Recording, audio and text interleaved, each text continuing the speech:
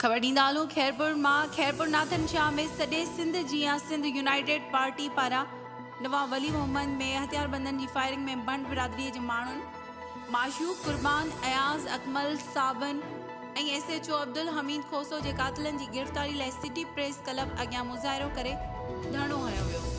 उन मौक़े ते अॻवाननि तालके सदर गुलाम मोहम्मद कारी, नज़ीर अहमद बबर, शौकत चांडो, जमील चांडो, सियाफ अफ़गान, ज़ीसियान बुग्यो, मेहरार बबर ऐं ॿियनि मीडिया सां ॻाल्हाईंदे चयो त सिंध जे वसीलनि समेत सिंध जे बेगुनाह गरीब ऐं मिसकिन हारियुनि जी ज़मीननि ते कब्ज़ो आहे।